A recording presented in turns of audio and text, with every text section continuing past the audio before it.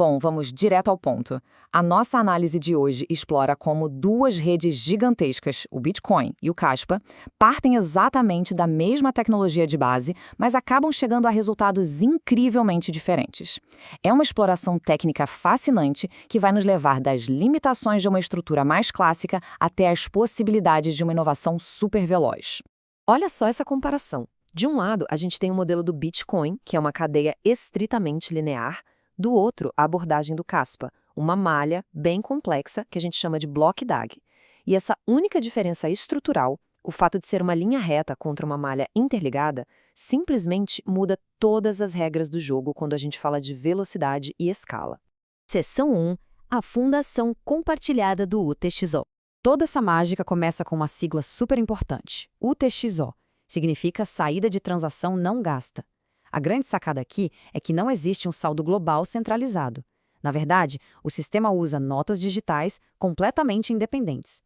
Gastar um UTX é literalmente queimar notas inteiras para criar notas novas.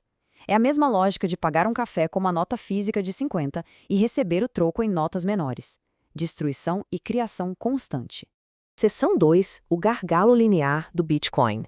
Para entender como o Bitcoin organiza essas notas digitais, a gente precisa olhar para essa fila indiana que ele cria. A cada 10 longos minutos, o que é uma eternidade no mundo digital, né? Um único bloco entra nessa fila.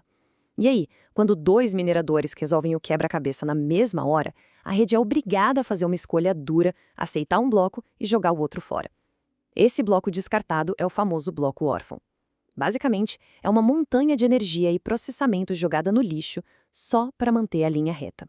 E o resultado prático de tanto descarte e tanta espera está resumido nesse número, 7. Historicamente, o Bitcoin processa, em média, umas 7 transações por segundo.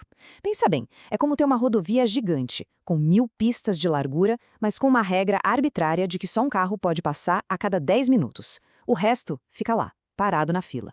O que nos leva a uma reflexão genial feita pelos criadores do Caspa lá em 2018. A pergunta foi muito simples. E se a rede não fosse uma linha? Por que a gente precisa colocar os blocos para competir e até jogar um fora? Essa pergunta mudou tudo. Ela marcou a transição de um simples diagnóstico de problema para uma solução que quebra paradigmas. Seção 3. Block DAG, a malha revolucionária. Para acabar de vez com esse gargalo linear, entra em cena o Block DAG, o grafo acíclico direcionado. Em vez de uma corrente lenta, ele cria uma estrutura parecida com uma teia de aranha. Os blocos crescem em todas as direções ao mesmo tempo, e cada bloco novo pode ter vários ancestrais, vários pais. Nessa malha não tem descarte. Todos os blocos válidos são abraçados pela rede. A ideia do bloco órfão simplesmente deixa de existir. Seção 4. Ghost DAG, organizando o caos. Claro que aceitar todo mundo ao mesmo tempo levanta uma dúvida óbvia. Como é que isso não vira uma bagunça completa? Como saber a ordem das coisas? A resposta é matemática pura. O protocolo Ghost DAG divide essa malha em conjuntos. Tem o conjunto azul, que são os blocos centrais, super confiáveis. E os blocos mais periféricos vão para o conjunto vermelho. A grande sacada é que o conjunto vermelho não é descartado. Eles são aceitos, mas ganham uma prioridade menor na hora de ordenar as transações. Ou seja, a gente tem ordem total e zero desperdício. Seção 5. A mágica do paralelismo. Com o caos organizado, o verdadeiro poder da rede se resume nisso aqui. Independência é igual a paralelismo. Lembra que a gente falou que cada nota digital UTX existe por conta própria? É essa independência total que permite o paralelismo na malha. Como as notas não têm relação umas com as outras, blocos diferentes podem processá-las exatamente ao mesmo tempo. Zero risco de conflito. A genialidade do modelo UTXO fica ainda mais evidente quando a gente compara com um modelo de contas, tipo o que o Ethereum usa. No modelo de contas, todo mundo mexe em saldos compartilhados.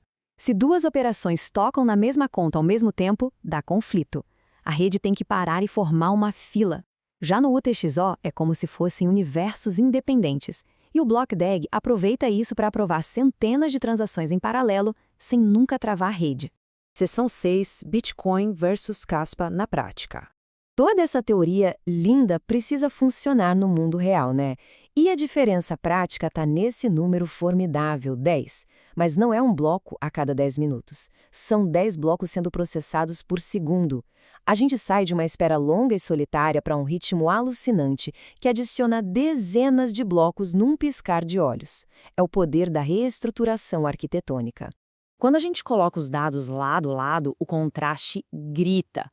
De um lado, uma estrutura linear, sem paralelismo, esperando de 30 a 60 minutos para confirmar algo. Do outro, milhares de transações por segundo, confirmadas em segundos, com paralelismo massivo. Aqueles gargalos chatos e as taxas altas que aparecem no modelo linear simplesmente desaparecem quando a malha pode crescer para todos os lados. Mas calma, é fundamental a gente olhar para a realidade de forma imparcial. O fato de existir uma rede veloz não torna os pioneiros obsoletos de jeito nenhum. O Bitcoin tem 13 anos de histórico ininterrupto, uma segurança absurda e o peso de ter começado tudo. O Caspa é um experimento técnico bem mais jovem, super focado em quebrar os limites de processamento. Vale sempre lembrar, nosso papo aqui é 100% educativo, para entender a ciência por trás de tudo isso. Não é dica de investimento. São estruturas que servem propósitos totalmente diferentes hoje em dia. Para amarrar tudo que a gente explorou, vamos rever os 4 passos. Passo 1. A genialidade das notas digitais independentes. Passo 2. Como essas notas ficaram presas numa fila de pista única no Bitcoin. Passo 3. O salto evolutivo do Caspa, transformando a pista única numa malha infinita. E o passo 4, o Ghost DAG, atuando como um maestro, garantindo que o ritmo seja frenético, mas sempre em ordem. E para fechar, uma reflexão que joga a gente direto para o futuro. Com essa malha já estabelecida, quais são os próximos limites que vão ser quebrados? Tem coisas novas no horizonte, como a evolução do consenso para o Dagnite, ou a chegada de tokens no padrão KRC20. Como é que isso vai interagir com um ritmo de 10 blocos por segundo? É a evolução da tecnologia acontecendo agora, bem na nossa frente.